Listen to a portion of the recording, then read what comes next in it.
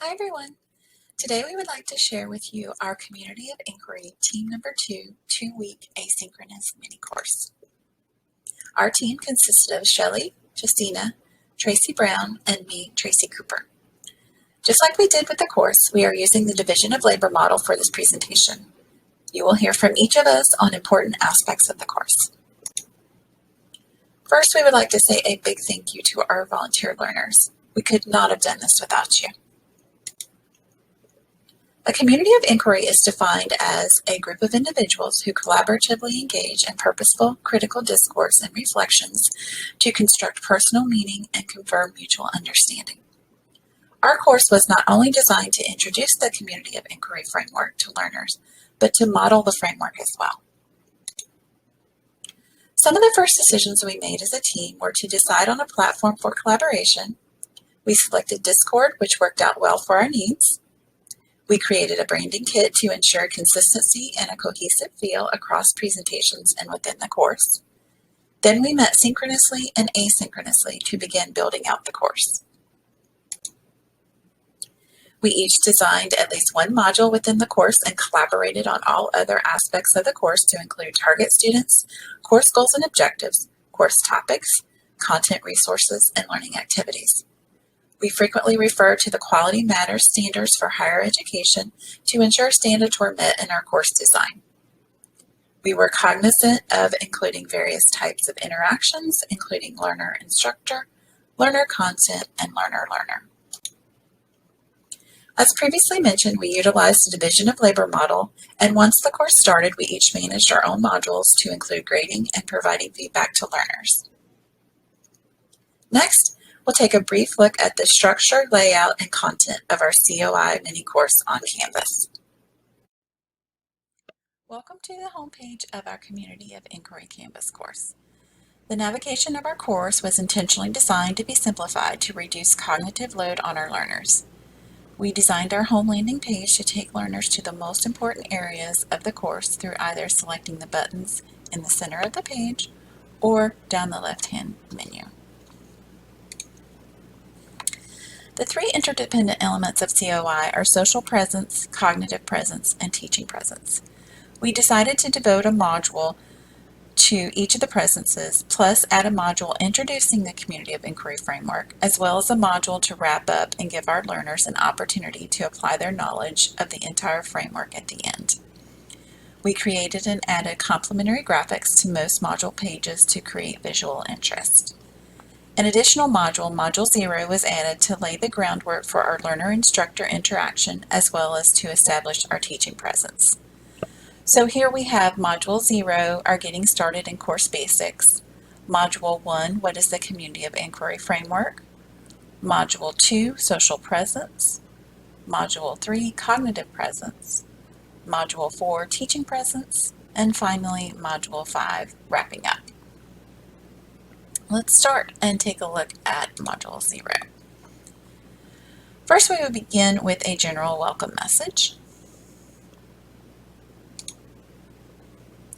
Next, we have the course introduction page that includes a description of the course structure, course goals and objectives, and the syllabus all in one location. Then we have our Meet Your Instructors page. This is an area designed to share a brief bio from each of us. And yes, we do all have photos. They're just taking a little bit to download. But I'll move on.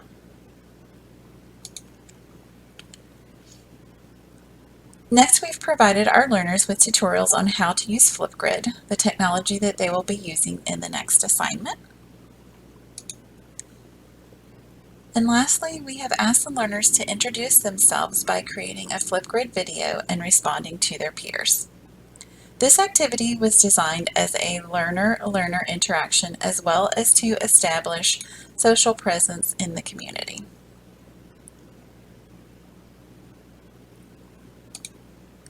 All of the instructors participated in this activity as well to further support teaching presence. So here we have the activity. And basically we ask the students to just share some information. What is their name? What do they do for a living? What are some of the things that they enjoy doing during their free time? Tell us one interesting fact about them. And lastly, to have fun. So because of the technology, you won't be able to hear, but let's take a look at what Todd submitted.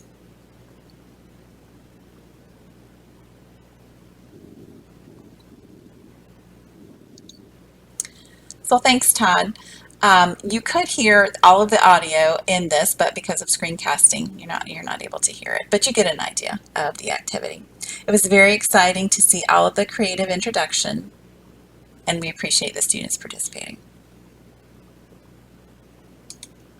Okay, we have reached the end of Module 0. So next, I'll turn it over to Shelley. Hello, my name is Shelly Solano Garcia. I am the instructor responsible for Module 1, what is the Community of Inquiry Frameworks. As a team, we agreed on the importance of a quick overview of what COI is and how beneficial it'll be for students taking this course. For this module, I focus on formative pre-assessment as well as learner-instructor interactions. For the pre-assessment, it was based off of 5 questions. They were all open-ended questions. This way, the students can type in their response if they didn't feel comfortable with the question or they just didn't know the answer with the question. I wanted them to feel comfortable typing in "I don't know." Looking forward to learning more about it. The questions were geared towards the overall learning outcome of the course, and therefore they're very basic as to what is the inquiry, what is the community of inquiry, the 3 presents, as well as how they will go ahead and implement the COI frameworks. These are the same questions used for the post assessment as well. I found using a pre-assessment in a formative manner very beneficial. This way I can understand the students' prior knowledge to taking the course, as well as comparing it to after taking the course and seeing their growth in between. This screen here that you're seeing is the statistics part of the quiz. This is found in Canvas as well. I really enjoyed this screen because I am a visual person and I can see how many students took the quiz, their scores, as well as viewing their answers if I needed to. The issue with the quiz, I noticed that it's showing only 50%, so only 2 out of the 4 students took the quiz, when this is not the case at all. The other 2 students, what it seems like it happened is they took the quiz prior to the official start date of the course, and when we resetted the course, it looks like it erased their answers, but then it never notified them that they had to retake the quiz. And it kind of pushed them on to the next module. But overall, you can see their average scores, high scores, low scores, as well as an average time that each student stood taking the quiz.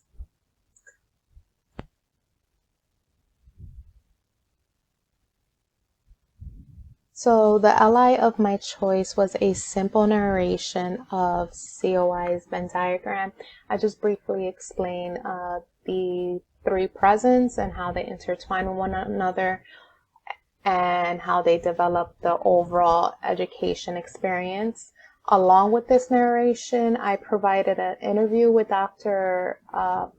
Garrison and how he goes into explaining the history of community of inquiry frameworks and how that came about. So that is Module 1. And next to explain Module 2 will be Jasenia, and she will be going into social presence. Thank you very much. Hello, my name is Jasenia Olivares. I am the instructor responsible for Module 2, Social Presence, and will provide an overview of the content of this module. As you can see, the learning objectives were clearly defined from the beginning, giving the learners a summary of what to expect from this module. Module 2, it starts by welcoming the learners to an icebreaker activity. For me, it is very important to set the climate from the start of a class, and I think that icebreaking activities help in creating classroom community. In this activity, I ask the learners to contribute to one question and to then comment to the post of at least one classmate. I incorporated Padlet into this icebreaking activity with the intention of creating a sense of class community and to make a visual wall of the contributions to the question. This is the final Padlet. Everyone participating, and some learners included images, which added a nice touch to the activity. To support the learner content design, I included a narrated PowerPoint presentation that provides an overview of social presence, its categories, and benefits. To support the learner-learner design, the activity that follows the PowerPoint presentation consists of watching a video and responding to 2 questions to reflect on what the learners have learned from the video. After responding to the questions, learners also commented on the post of at least one classmate. This provided everyone the opportunity to share their opinions as part of a community. As you can see, everyone was engaged in the discussion. I provided feedback to each learner and also included comments with their grades. Module 2 includes a resource page with additional videos and readings on social presence. Creating and implementing our mini course has been a positive experience. I enjoy facilitating Module 2, and I am very pleased that our learners responded well to the content and remained engaged throughout the course. I monitor the progress of our learners very closely and made every effort to provide feedback as quickly as possible in order to maintain my social presence within the course. In regards to struggles, I believe that the issue with the Flipgrid video was the main struggle. For future courses, I think I would consider making the next module automatically available after completing the previous module. This would allow the learners to work freely at their own pace. Overall, everything that we planned worked very well. I would like to thank the team and our volunteers for making this a great learning experience. This concludes my overview of Module 2. Next will be Tracy Brown, who will present Module 3. Thank you. Hi, I'm Tracy Brown. I'm the instructor responsible for the Cognitive Presence module of the Community of Inquiry course. In the first page of our module is the About Module 3 page. I created a hero image using our branding colors, introduced learners to cognitive presence, and clearly defined their learning objectives. On the second page, you have our learner content interaction where I created a presentation on cognitive presence using Canva. To create this presentation, I used a generic template that I modified. You can see my presentation on the bottom here. These are the different slides. You'll notice that the color is different than the template itself. Well, that's because we wanted to maintain a cohesive look throughout the Community of Inquiry course, so all of our instructors use the same color scheme. To apply this to my presentation, I use the Community of Inquiry branding colors. You can select one, and on the bottom here you can change all, and that will change it for the entire presentation, making it super easy. If you're familiar with Canva, you know that when you record a presentation, the camera turns on, which, according to the coherence principle, having my image on the bottom of the screen would be a distraction to our learners. So to overcome this distraction, I taped over my camera. However, moving forward, I would definitely use screencast instead of recording in Canva so that we didn't have to mess with this at all. For my learner-learner interaction, I created an activity for students to work together in a Flipgrid activity to apply their understanding of the various phases of cognitive presence and to label each other's activity and offer feedback. However, we had a technological issue. Thanks to our strong teaching presence and our teacher-student interaction and announcements, we were notified by a student of the issue that we were having in time to overcome it by deleting the original assignment I made, and I created a discussion board post instead. I responded to our student in the announcement. I also created a new announcement for all students so that they were aware that we were aware of the issue. And then I edited the original directions here and applied them to the discussion board post. Our learners did an excellent job responding. And even though this was originally created as a learner-learner interaction, because of the late notice, I notified our students that if they didn't respond to each other, their grades would not be affected. I responded to everyone at the end of the module to let them know that their individual grades would be in the grade book.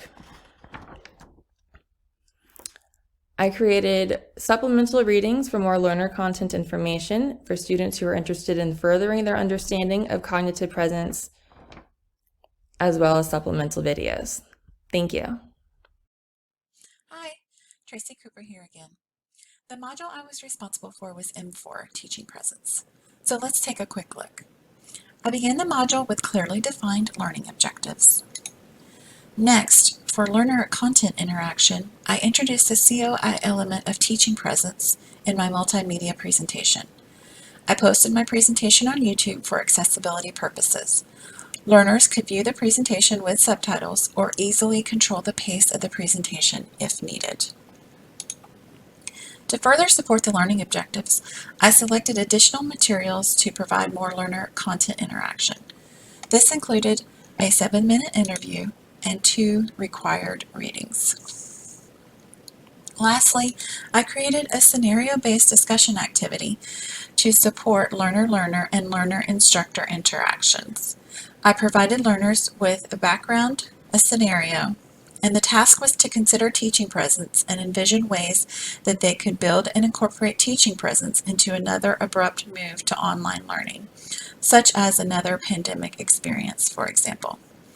They were to describe and discuss strategies for doing so, making one original post, and then responding to at least 2 classmates. I was excited to see their engagement with the activity, as well as their thoughtful and reflective responses to their classmates. All learners participated in this activity, as you can see, and as the instructor, I waited until a few posts had been made before I contributed. I provided feedback to each learner, both publicly here on the discussion board and then privately in the gradebook. Throughout the course, I checked in multiple times every day, probably too many times to be honest. But we had put a lot of effort into creating this course, and I wanted it to go well for our learners, and I was excited to see their interactions with the material we created. I also wanted to support teaching presence and learner-instructor interaction by providing timely feedback and addressing any issues or concerns that could have arisen. As far as struggles and things to do differently, we had a few technology issues with Flipgrid. In the future, the main thing I would do differently relates to timing. We initially made some due dates midweek. I would extend those due dates to the end of the first week. For our learners in particular, busy adult professionals, I think it was a challenge to meet those first deadlines. Also, our weeks ran Monday through Sunday, so the second week's module opened on Monday. In the future, I would open them early, like maybe Friday or so, for the learners who do a lot of schoolwork on the weekend, so they're not hindered by module openings. A lot of work went into the creation of this course, and seeing it to the execution phase has been exciting. Almost everything went as planned, and overall I'm so pleased with how the course turned out, the student engagement, and the feedback we received. Thanks everyone. Hello again, this is Shelly Solano Garcia, and I am the instructor responsible for Module 5. I created a few activities to help wrap up the course.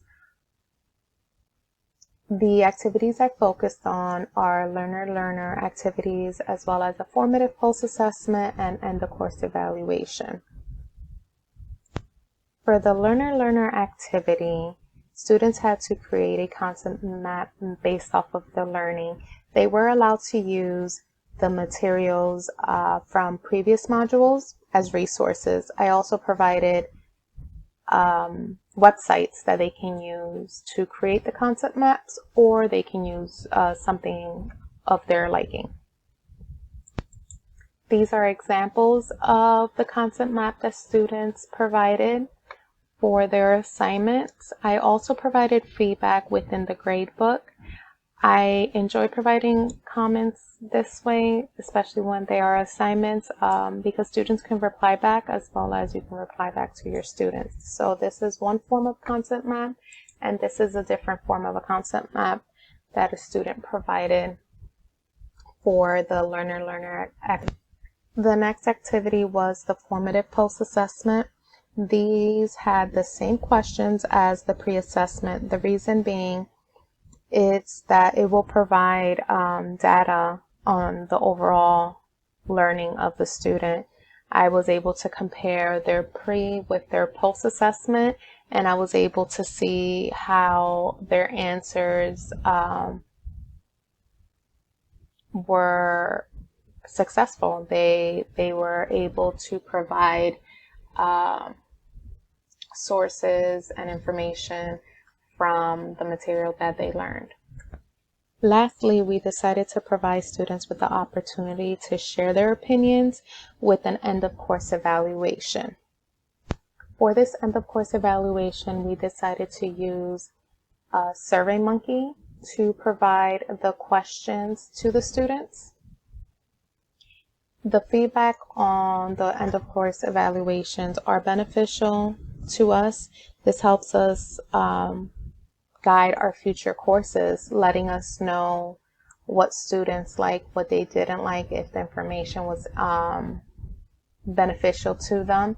They also have a section where they can provide comments in more detail to help us understand what went wrong, what went well.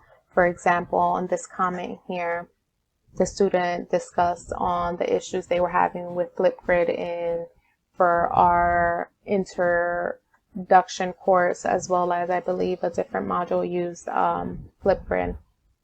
And they discussed that, it was either not set up correctly or it was a bit confusing for them. So this will help us fix the issue for the next course. And that is all for Module 5. This concludes the review of our Community of Inquiry mini course. Thank you, learners. Thank you, instructors, and thanks for watching.